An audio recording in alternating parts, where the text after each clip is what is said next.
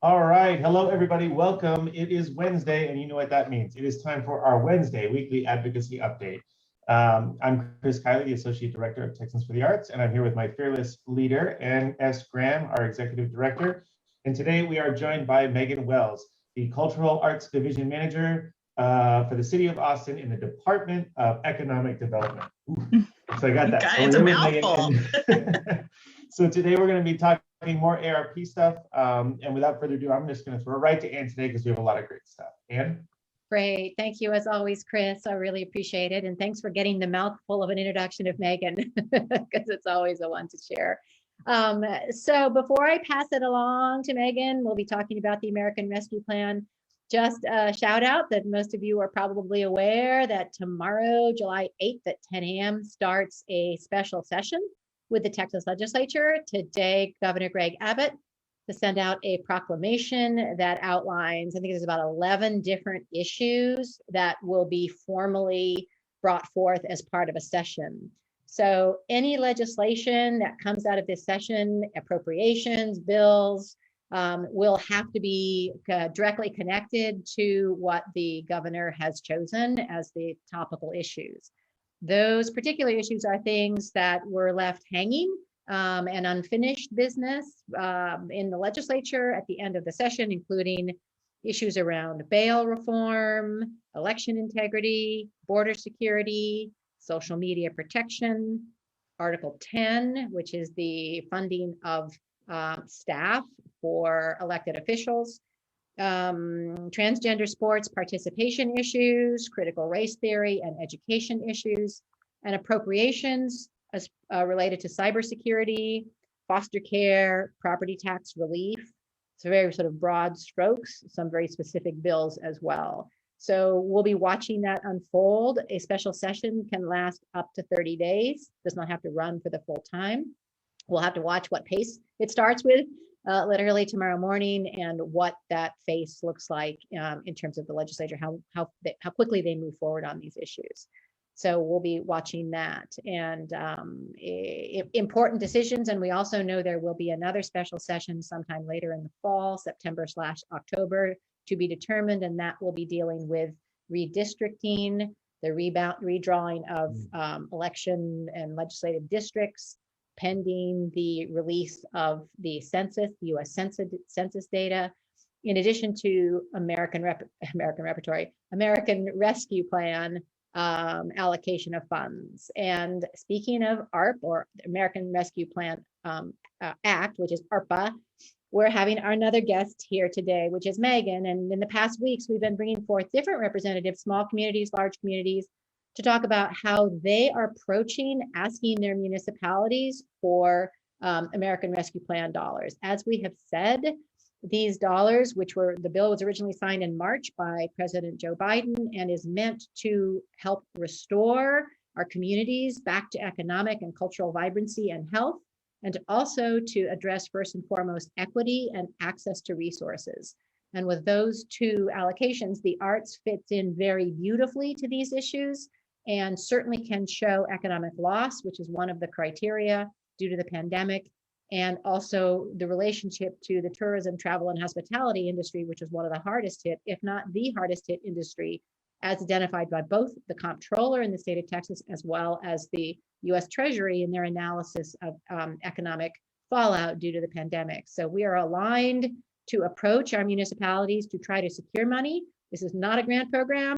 This is a roll up your sleeves and get your municipality to agree to fund the arts and culture sector, and it takes up a lot of work. So I'm going to turn it over to Meghan here, and Meghan's going to share both where they sit with the city of Austin and ARPA funds, in addition to sort of lessons learned, experiences gained, challenges, opportunities, words of wisdom and guidance, obstacles that you found. No communities are the same, but you have a lot in common in terms of ideas, in terms of how to explain to elected officials and legislators why this is so important and why investing these resources in the arts and culture and creativity sector is so important.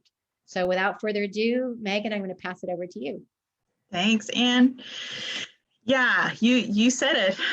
No community is the same, and I would say, also to preface our conversation, we, as I'm reminded by my fearless leader, Sylvia Holt-Rabb, who's the acting director of our economic development department right now, we haven't ever lived through a pandemic.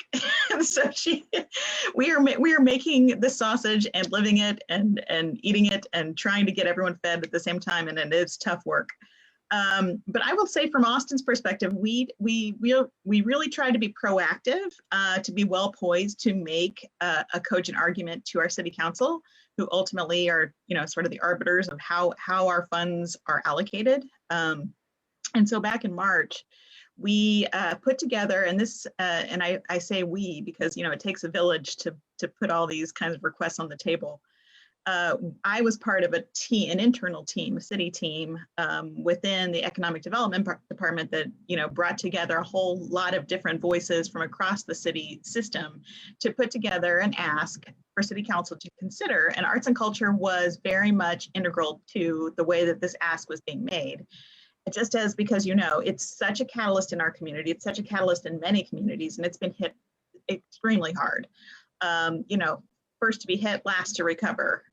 Just like so many of the sectors that are, front lines serving our community members, in person, they have not been able to get access to the reopening in the same way that other businesses have, and they're going to be struggling for a while. So we made it an intentional portion of what we were asking for, both in terms of funds that were designed to fill a backlog, a gap, a deficit with our hotel occupancy tax, which in Austin, we've been very fortunate that it's been at very robust levels for many, many years. Just as our city was growing, a lot of the tourism was growing with it. I would say, just to give perspective, a couple of years ago, it was at an all-time high of about $12 million just for the arts portion. And then as the pandemic hit, we saw the effects that started to materialize. We, I think in 2020, ended up with a $7 million budget, which was still part of the year was pandemic hit, part of it was kind of our normal year. Last year, we brought in about 4 million. We're still seeing the effects of this funding at all-time lows now, which feeds so many mouths in our community, not just the practicing artists, but the community that benefits from the programming. So the ripple effects are real. And so when we put together this ask, it was, like I said, to fill that really critical gap in our funding, but also to address, the relief funding that we need just as professionals in the community who are trying to live lives and pay bills. And so it's not just from the professional community that are, organizations and businesses that employ others, but it is those actual solopreneurs, entrepreneurs who are single practitioners. They are also part of the ecosystem, which is very robust. And we created with our CARES funding, a very broad tapestry of creative disciplines and professions to draw upon to serve, as many of those creatives as we can, for everything from, your traditional practicing studio artist who is, doing critical work and exhibiting in the community, to designers, to the back of the house staff, to everybody in the sector from A to Z, theater, writers, dancers, you name it, because our ecosystem is made up of people who wear different hats all the time. It's not a monolith. So we wanted to be very inclusive of how we serve them and how we could help make that recovery, more equitable across the community. So back to my story. When we were putting together the ask for ARPA money, we drew upon the experiences that we had with CARES funds. We had the data.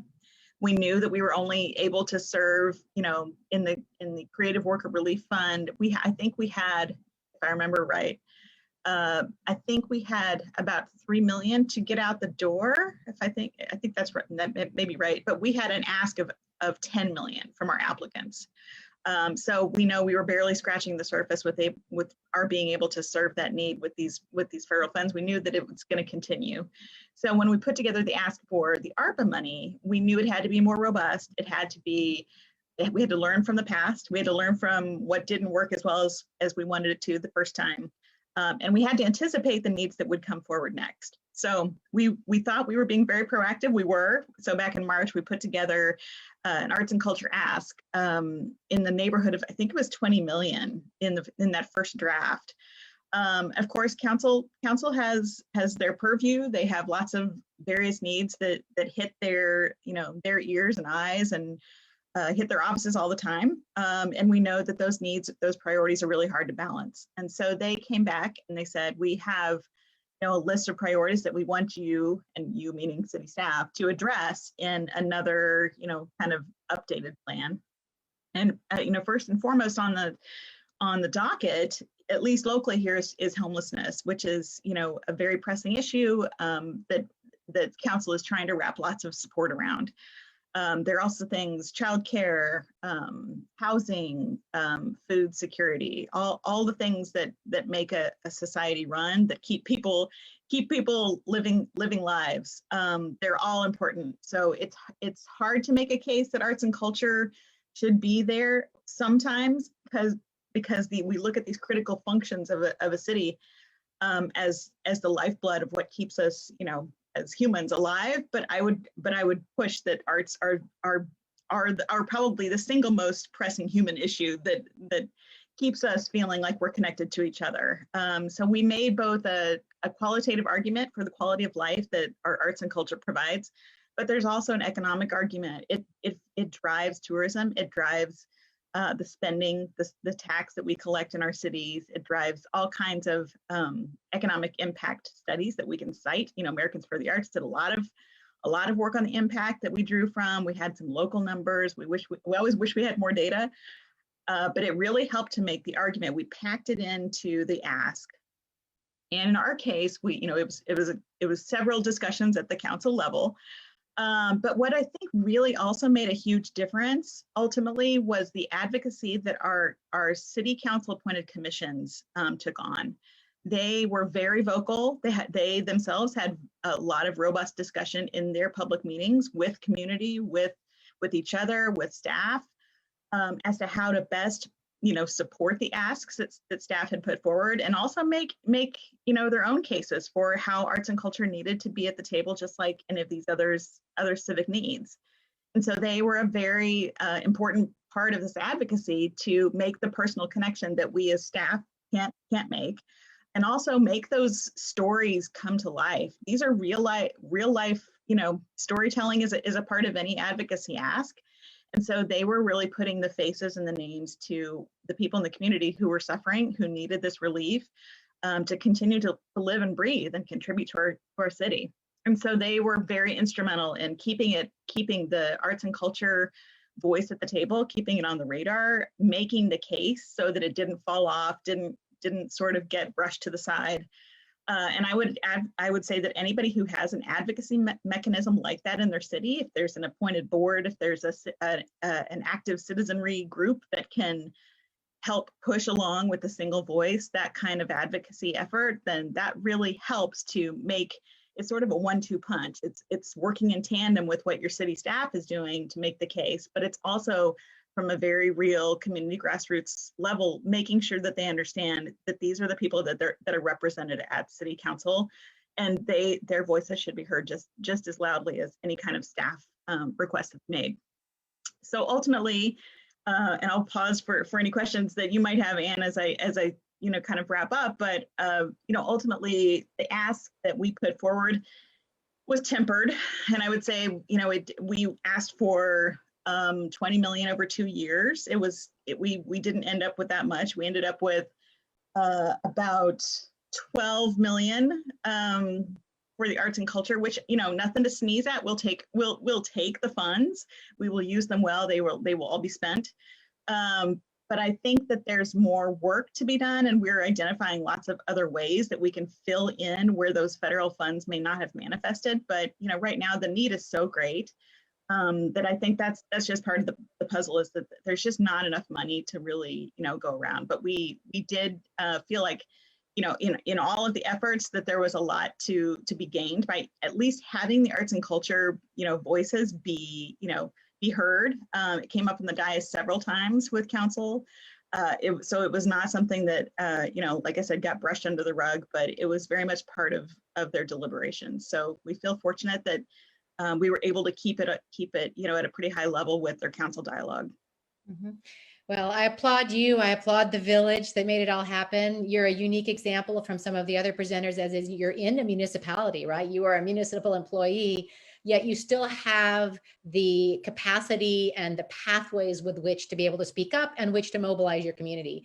I received innumerable letters to sign on as a member of the arts community here in Austin, with letters that were going to be headed off to council and the mayor, and was really pleased to see that level of grassroots advocacy. And that's one of the things, local advocacy, grassroots advocacy is paramount. The word constituent always comes to mind. That's where it always is helpful for you to know who the city council member is, who represents your district, and make sure that in your communities, that's often your beeline to municipal decision making is who you elect as your city council member or your county commissioner if you're working in the county level.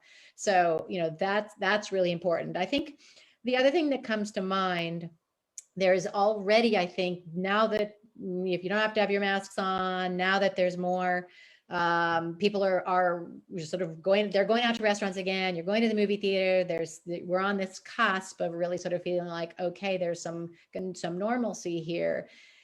There's this sense that the loss is kind of gone, right? Oh, okay, doors are reopening.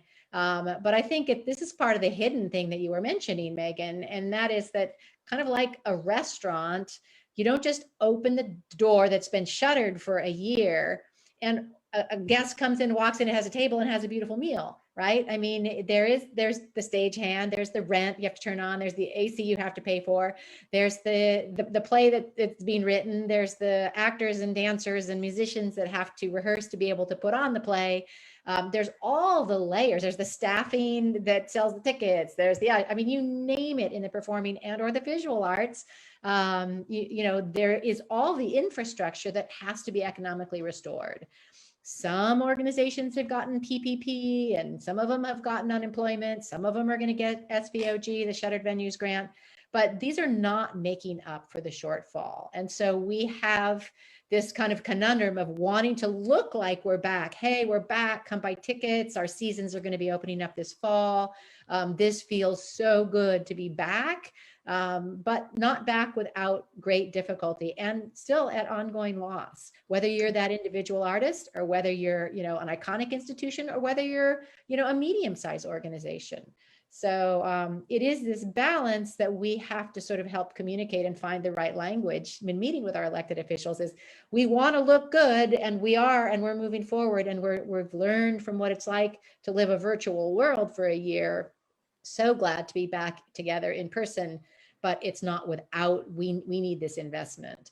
And the other thing that is part of the bill, the actual initial drafting, is the hope that this investment will also lead to a greater level of sustainability for organizations and for individuals. And that's a challenge. How do you define what a sustainable organization looks like? How do you prepare for another, as you plan your seasons, as you look and plan sort of visionarily, what are you going to do to your strategic plan, which now needs to be shifted around what happens if you have another pandemic? How do you actually develop sustainable practices that if something like this happens, you're not just zeroed out again? So that's a tall order, but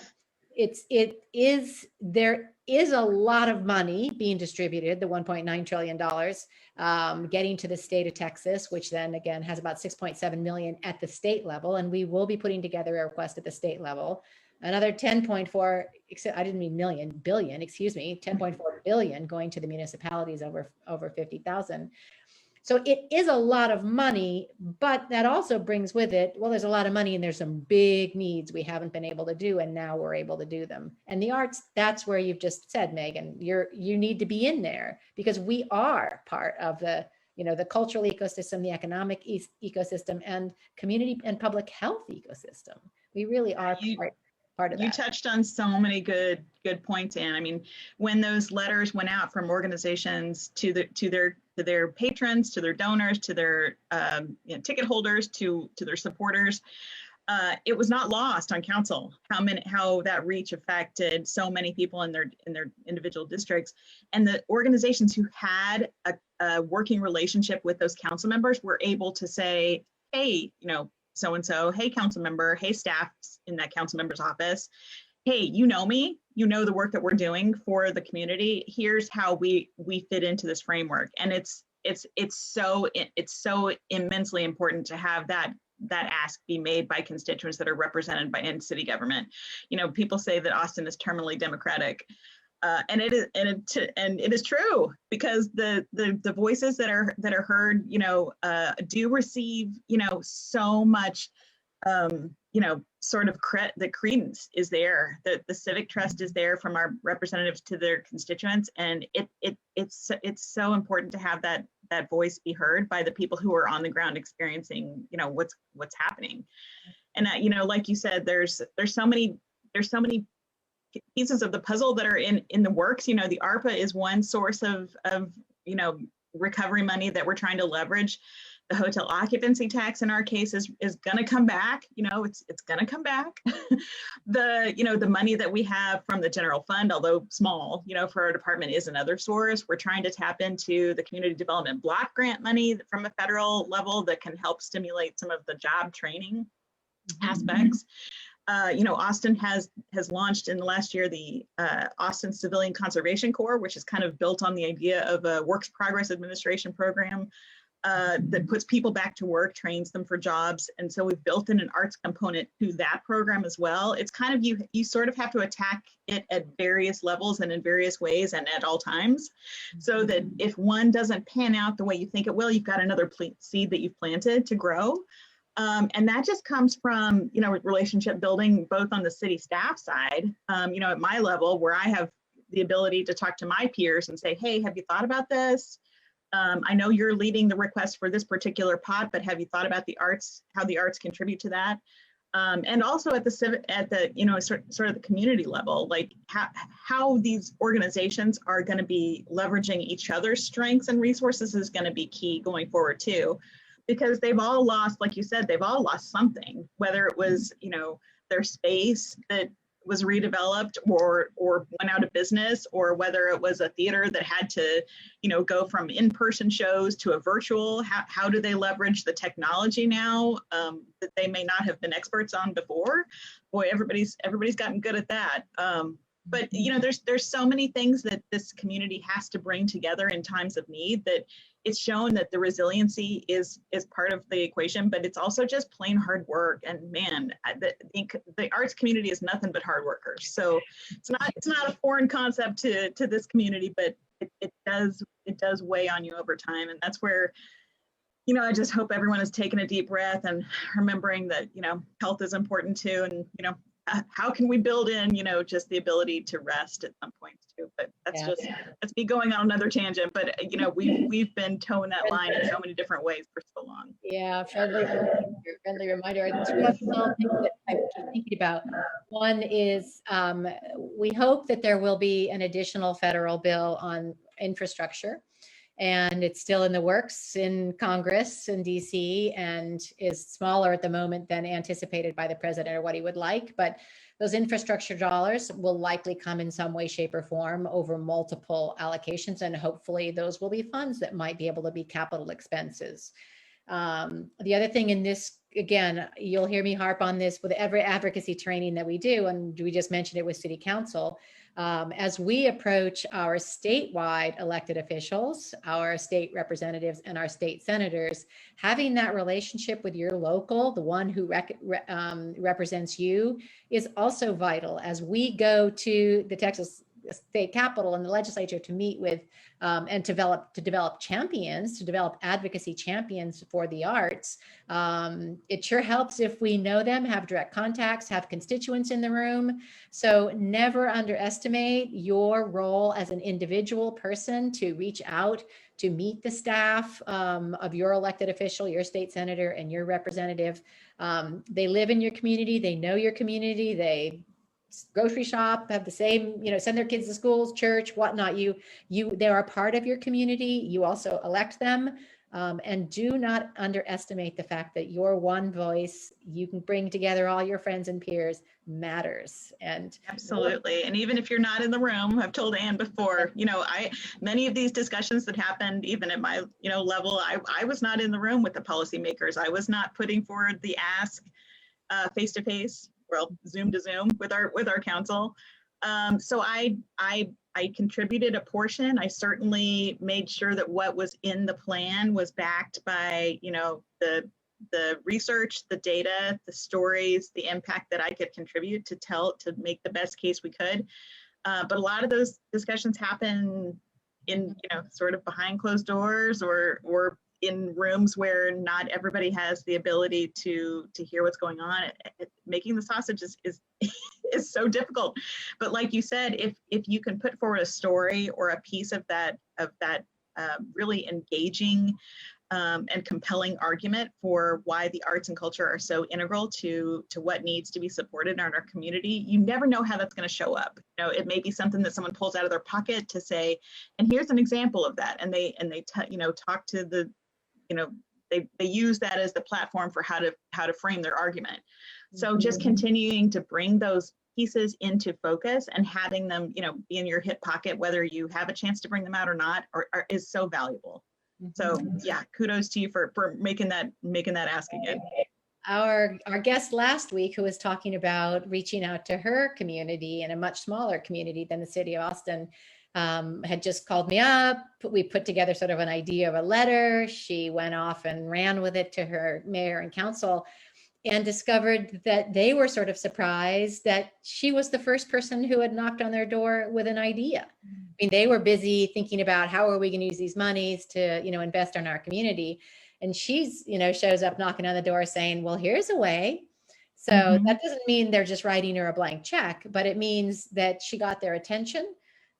She's refining her ask. She conducted a survey in the community. She's, pulled together a team of people and they're paying attention. So absolutely. The finishing line to this conversation is, please consider bringing your arts community together, whether you're a town with 2 arts organizations or arts leaders or 200. Bringing them together, putting together an ask that is focused and related to the losses that you've experienced in your community. Reach out to your mayor and council, introduce this idea as something that will help restore the community, and do not underestimate the power of your voice. And do not underestimate that, again, if you don't make the ask, you certainly won't get anything. And in the process of making the ask, you're going to learn a lot about your community, and you're going to learn a lot about working together and building a cohesive network of advocates, citizen activists and advocates. So without further ado, thank you so much, Meghan. We really appreciate having you join us today. We hope we haven't overwhelmed everybody, but I think if anything, we may be tired, but I think you hear our enthusiasm and our passion for this work. And you as arts leaders are, leading this way in your own communities and have so much to be proud of, and take pride in the work that you do, and know that it really matters. And it's a matter of just sort of now making sure that your voice is heard at the municipal level as well. Absolutely. Thank you for having me, Anne. I love to, make sure I'm connected to folks having these really difficult and critical conversations. So anything I can do, whether it be providing just insights and experience from my own seat, or pointing people to the website where we keep our information, to just having a phone call with people who are like, I'd love to run something by you. Let me know. Happy to help. Great. And you can always reach us at info@texansforthearts.com. And Meghan, I'll take you up on we'll get your link and we'll put it on our ARP resource page that has lots of links and lots of letters, and it may be overwhelming, but you should be able to find something in there that you can actually put to use. So thank you so much. And Chris, without further ado, we'll say goodbye to our weekly Wednesday advocacy update, and appreciate all of you joining us today.